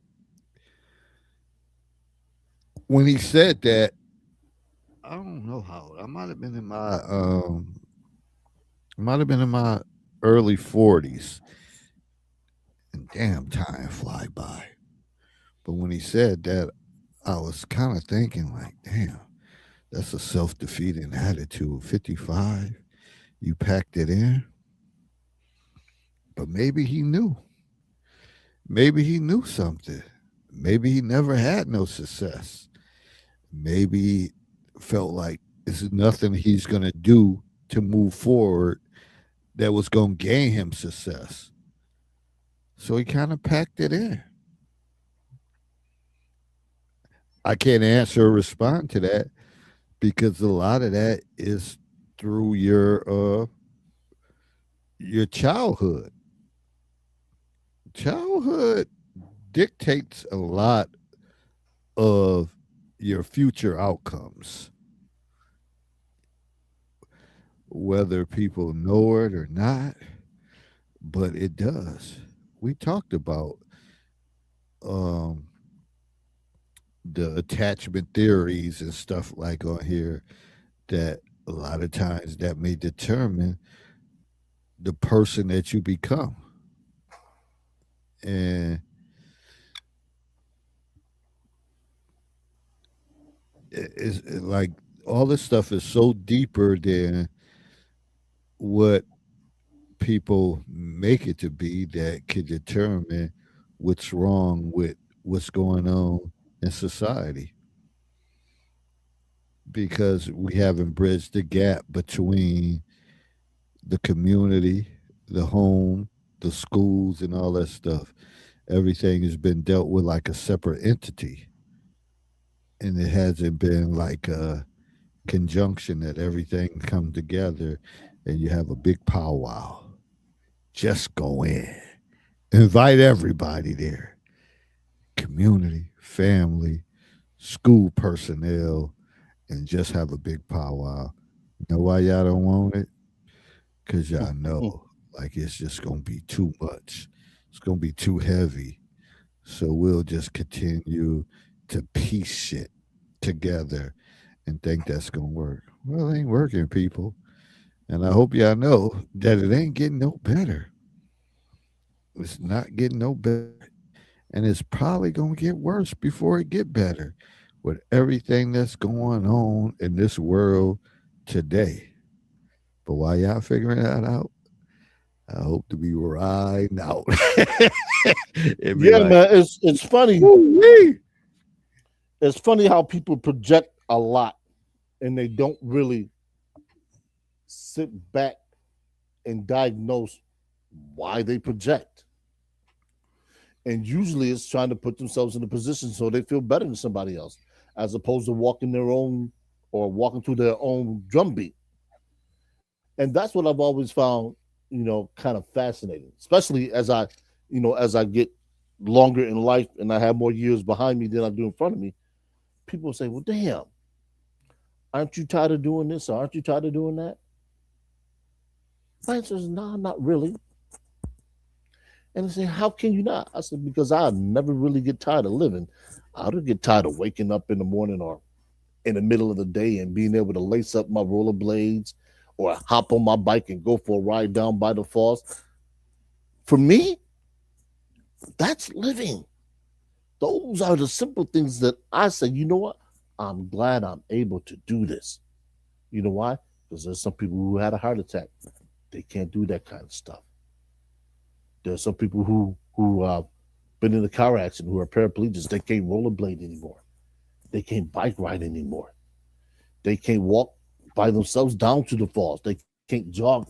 All of that stuff I never take for granted. So for me, the simple things in life become the things that I treasure most. My cat, sometimes he annoys me when he's sitting here on the couch meowing. But you know what? It's the simple things I take in life. That cat will be 19.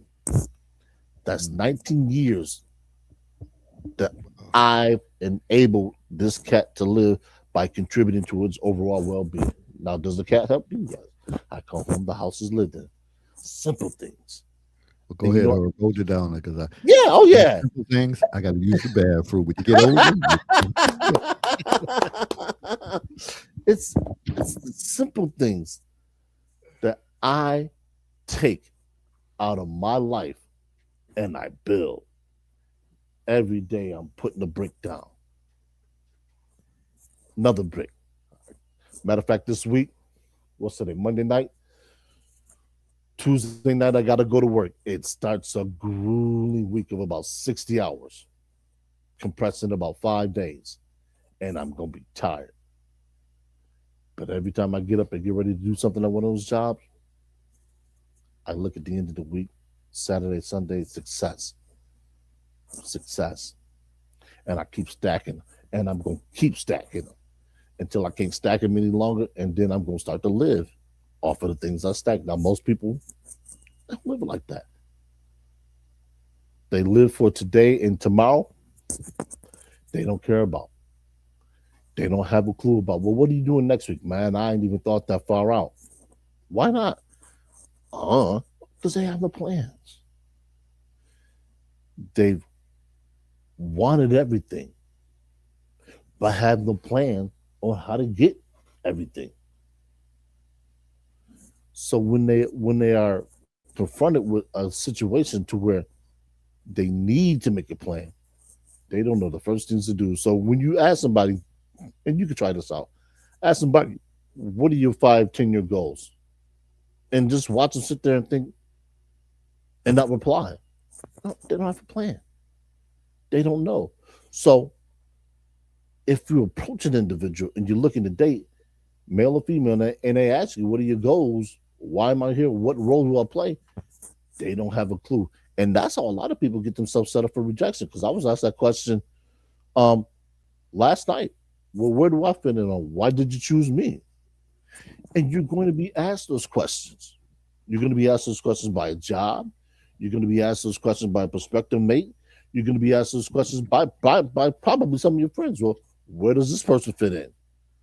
Why do you want to date this person? And why do you want to date this person and not that person?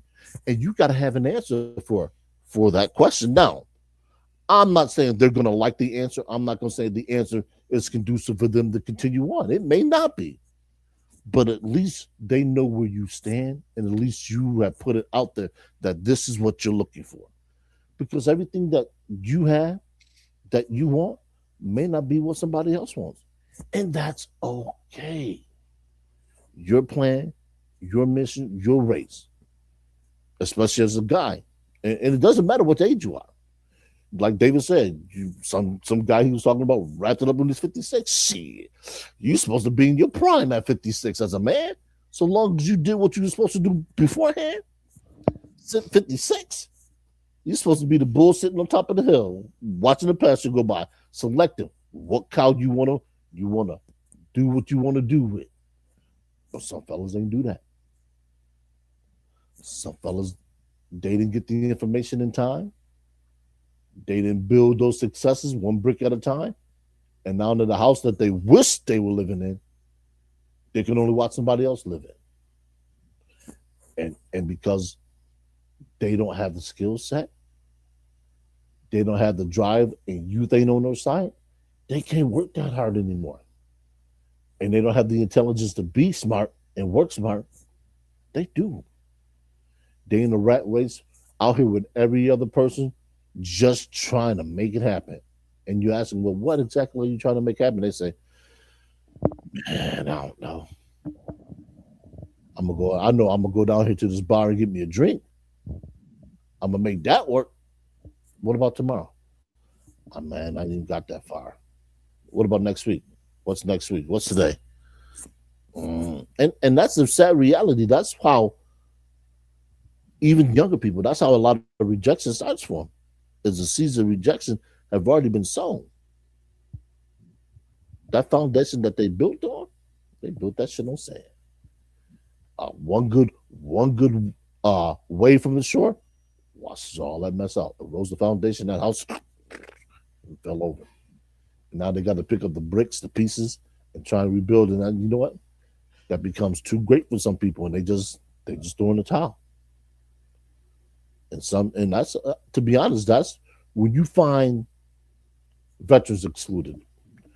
When you find people that have thrown in the towel in terms of living, I guarantee you they've had some major setbacks and they just didn't plan. I can just about guarantee you that. Because anybody that's been planning, that's been working, that's been grinding, that saved up something, they understand, you know what?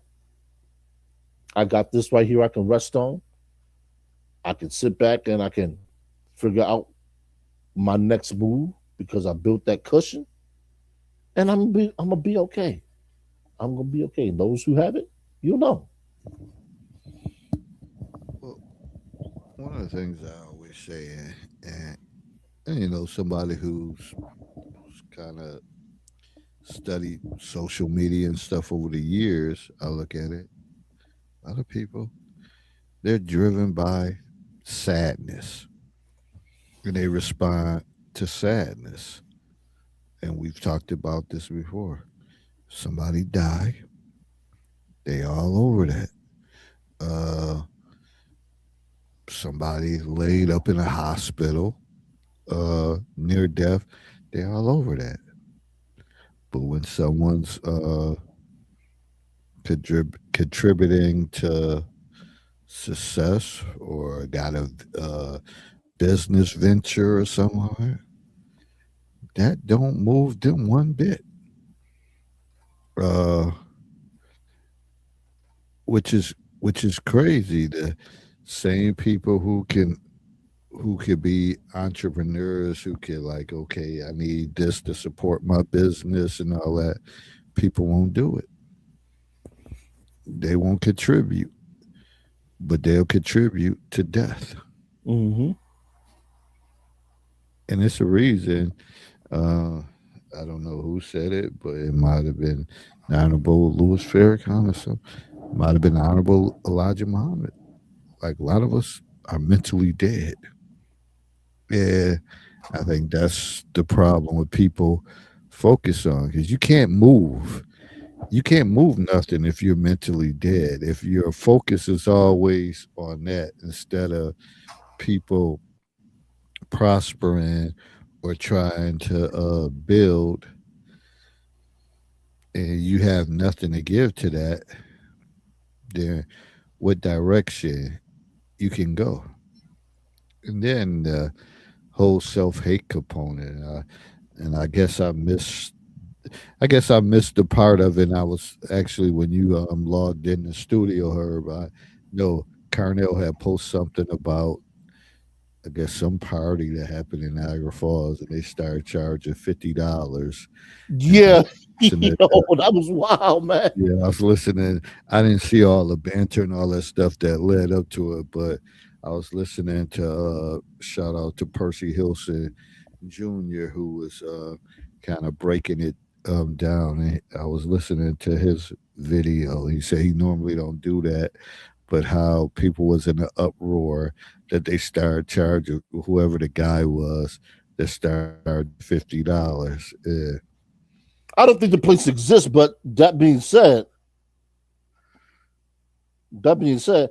I ain't never been to a place in Niagara Falls that could command $50 from me. I'm just like, for me, that's And not a no, guy. it must be a real thing. I don't know where it was at, but it must be a real thing. I don't know where they held it at. And I seen the image that Carnell had um put out there, but I guess throughout the night it started off free, and then they it gradually went up to 50. Yeah. There's only been one place I've actually been that I've paid that much to get into, and that was in DC. I Paying never 50 a paid that night. much. Never. I'm just like, that's crazy to me. That is utterly insane for me to drop $50 just to walk into a spot. But see, Never. that's that's a situation where you got to say, shit, if they're gonna rise the price, let me get up, get in, get out. Uh because you never know if somebody uh might hike up the prices. So you gotta be on time for certain things. But they made a big powwow over that, and like Percy Jr. said, shit, if you tripping over that, maybe you shouldn't go out. Maybe you should be working. And I think that's the focus on a lot of things, because people automatically assume, like, I gotta go out on the weekend. I Yeah. gotta go out, and I gotta spend money. When if you don't got it, you ain't got to do that. You could do something simpler. You can have 7, 8 of your friends get together. Let everybody make a little something. We got music, karaoke, and all that. Unless you're out there trying to catch. And usually you're trying to catch with the same dead ass fish that you throw back in the river, and then you pull them back out. It's usually the same people. Very seldom somebody pops up and it's a new face. And you like, yo, who that? Like, damn, who is that? It's usually the same recycled people. So yeah, might as well stay in, save money, and have, if you want to intertwine and have a couple guys come over, and you say, okay, if you're single and all that, like, bring a couple people over, we'll play some music, cars. It's probably safer that way. Simple things. Probably safer that way anyways. But you have to start thinking smart, because going out, you pay 50, then you buy drinks, you buy a couple rounds, and then you probably bought something to wear. You may be out $300, $400 all behind one day. Get the fuck out of here behind that BS. And some of y'all do that every weekend. Hmm. Every weekend, not working for you. Ain't working for you or your account. And you know what? We what was last week, and I talk about this often, and I'm gonna continue to talk about it. Super Bowl weekend, one of the biggest non-reason party days of the year. Just about everybody you know is either throwing a Super Bowl party or going to one. You can take that $50, add it to the pot of whoever's house you're going to, or buy a bottle, and say, "Hey, I'm looking to go to a Super Bowl party. You ain't got no friends that's hosting one or going to one." I don't know what to tell you. I really don't know what to tell you. And hell, the bars. There are bars that are not charging cover prices, and you can just go in and sit and watch. You got dozens of people. Some people there by themselves just to watch the game. Why? Because they don't want to be at home alone. I talked about one of the places the cold approach. Well, that's a place the cold approach. Are you a football fan? No, I'm just here for the environment. Okay, that's cool. Hey, it's that's great. Yeah. No, there was no. They can't. I'll put that to you like this, Greg. The casino this past weekend had the Temptations playing. There was no bigger draw in town than the Temptations. Now, for $50, I'll pay to see the Temptations. But for what they were doing down there, the local people and the people that were coming, I'll take that $50 to go order me something in a bottle and be happy. $50 in Niagara Falls is not going to do it.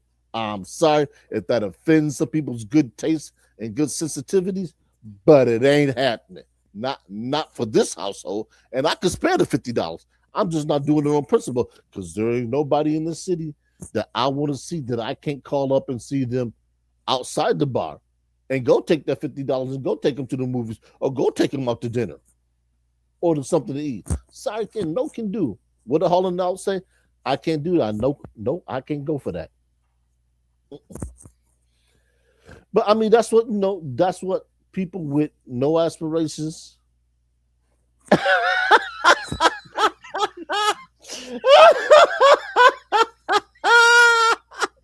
That's a good one. That's a good one.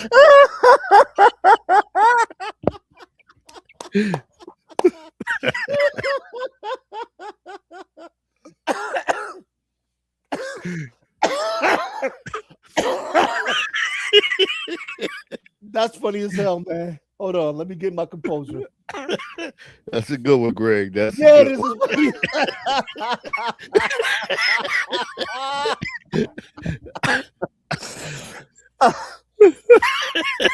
That's a good one. oh my god. Not the originals, they have some younger ones in there. Because I thought the same thing when somebody said that. I said, the originals? I said, some of them dead.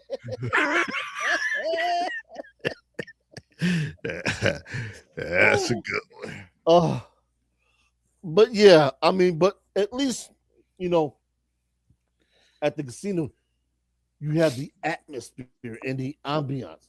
So yeah, you can do that. Besides that, though, you can always go mingle, and the prospect of meeting somebody there rises exponentially. The prospect of meeting somebody there who isn't from here rises exponentially. The possibility of meeting somebody there who you might have to travel to see rises exponentially. How do I know? Because I used to do security there. I've seen passports and licenses from all over the country. I always tell people, get out and travel. You don't know what you're going to do, who you're going to meet. I was just in Vegas beginning of this year. So when I tell you to travel, I don't tell you to travel just because. I tell you to do it because it opens up the world to you. It changes your perspective. It allows you to breathe. It allows you to decompress. And it allows you to do things that are stress-free. Aside, with the exception of trying to meet your flights on time. But other than that, man, get out. Travel.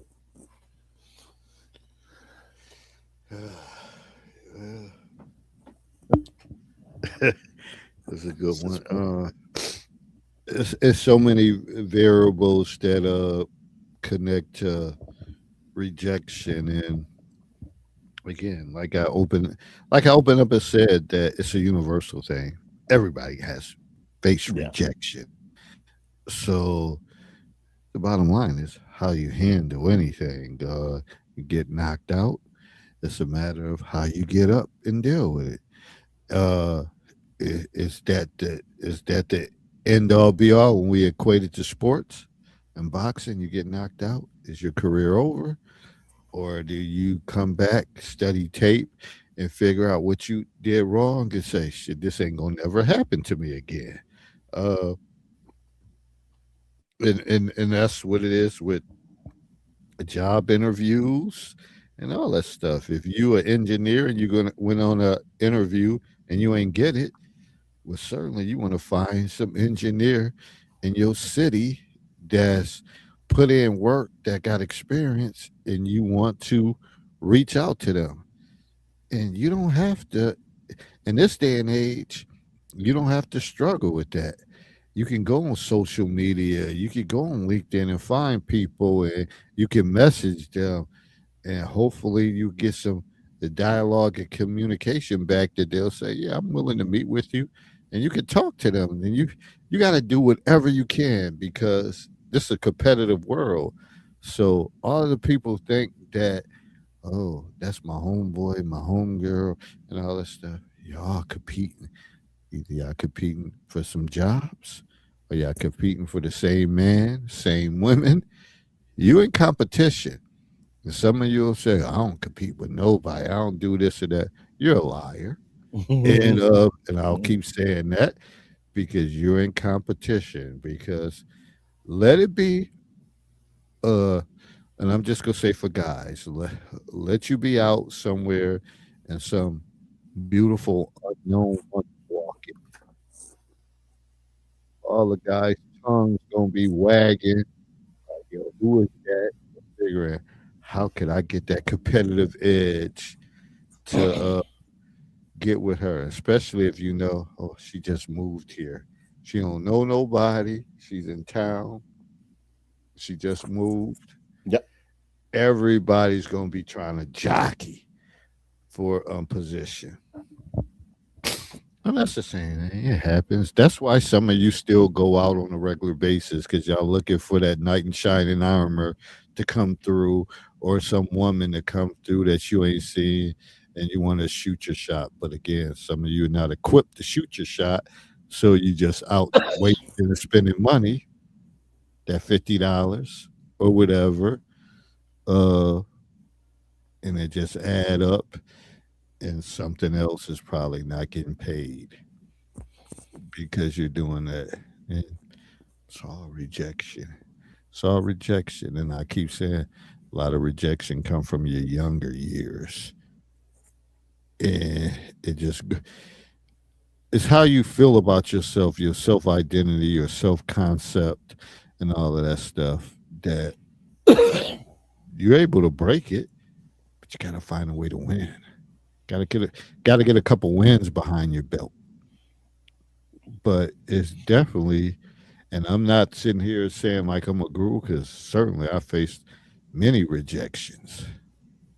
Still fight, still fighting, and gonna continue to fight because that's the competitive nature in me. You'll never see me at no bookstore saying I'm 55. It's pretty much over for me. Excuse my language. Fuck that. It ain't like I said earlier. If I'm in a damn nursing home, I'm still gonna be rolling around there flirting with a damn nurse or trying to come up on the my little elderly neighbor. Hey, that's just being real. I'm gonna go out on top. And that's just that. Oh, and it was crazy about this whole thing. And I don't know if I mentioned last week. Remember before I was like, oh, we only can have a 2 hour limit. I like AI to chop up that. But you know that they got slick with that. They realized, oh, we got to start charging for that shit. Oh, is that what it is? Yeah. And I said, yeah, not about to get me for that. Greg said, I faced many rejections, so I learned to use the David Glover pickup line. Now that woman chase after me, Greg. Yeah, I do. You remember that line, that pickup line at the happy hour? Yeah, that's what they get caught on, Greg. I always gonna remember that. Hey, that worked for me. And you gotta have some go to things. Sometimes you gotta sit back, which y'all may think, nah, it gotta happen organically. But sometimes Mhm. you gotta go back to the lab and think about, damn, what can I do next? And you come out and to, to get a win behind you. Because not everybody winning. There might be Yeah. songs that come out and say, all I do is win, win, win. Not everybody is winning. And and even if we appear to be winning, we may be winning publicly, but we may be losing privately. Yeah.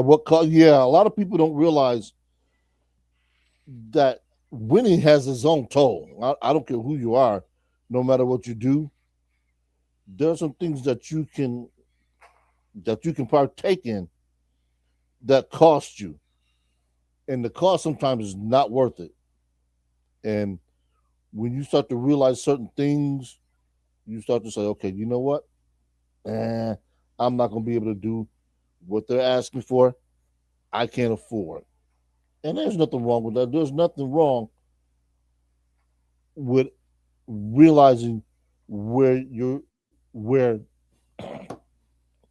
your standards lie in terms of the price you're going to pay. Now, you know, I don't sleep well. I might have sleep apnea. I got to go get sleep study done. I've been saying that, losing weight.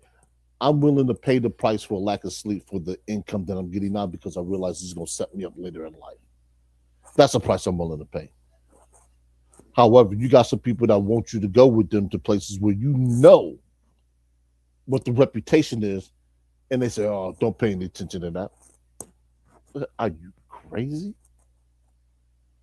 No, I'm not doing that. Mm-mm. No, but that's the price they're willing to pay. And because you're not willing to pay the price that they're paying, they're looking at you in some kind of way. They're thinking you less than you. And you have to accept somebody else's opinion of yourself, not as real, but as their position. And you have to realize, they're entitled to their position and their opinion of you. Somebody's opinion of you should not be your opinion of yourself. Absolutely not.